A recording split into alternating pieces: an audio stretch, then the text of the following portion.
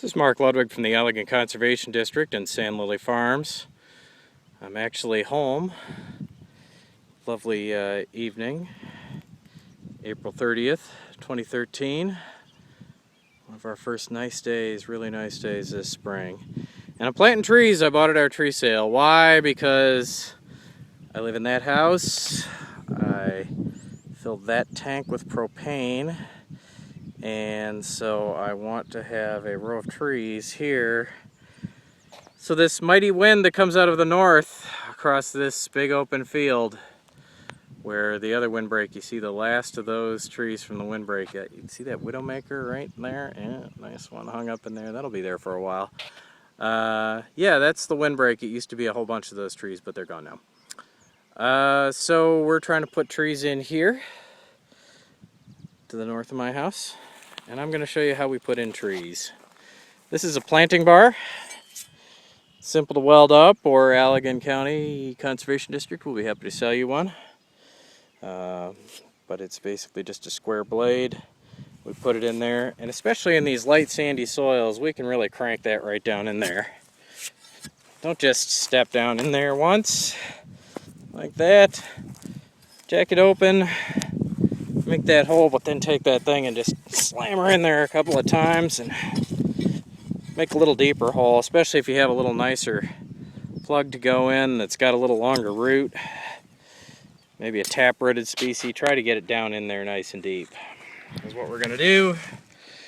We're going to take that little tree and we're going to stuff it all the way to the bottom of the trench, poke it right down in there, and I'll kind of wiggle that while I'm coming out, and I'll kind of look on the tree and see about where it was buried in the nursery, and I'll try to get it more or less right there.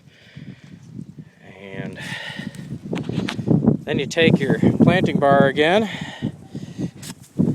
you close that up, shove that slab of dirt right toward there. It's especially true if you're doing hundreds of them and doing them all day. You want to use that planting bar to really cram that soil up in there, use the leverage of it, especially if you're not all that strong.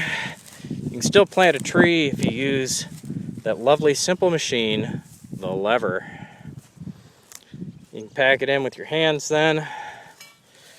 And I like to take the planting bar and I will take these broadleaf weeds and I'll get rid of those.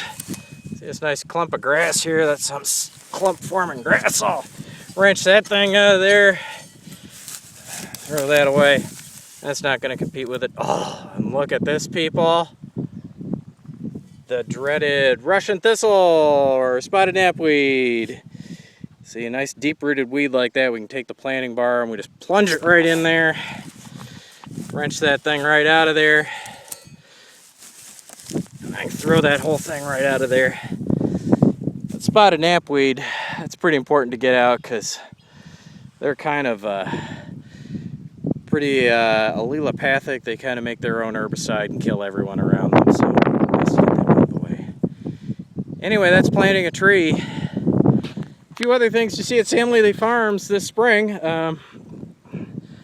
This is our grass-fed beef operation. This is the pasture, our main pasture we rent from our neighbors. And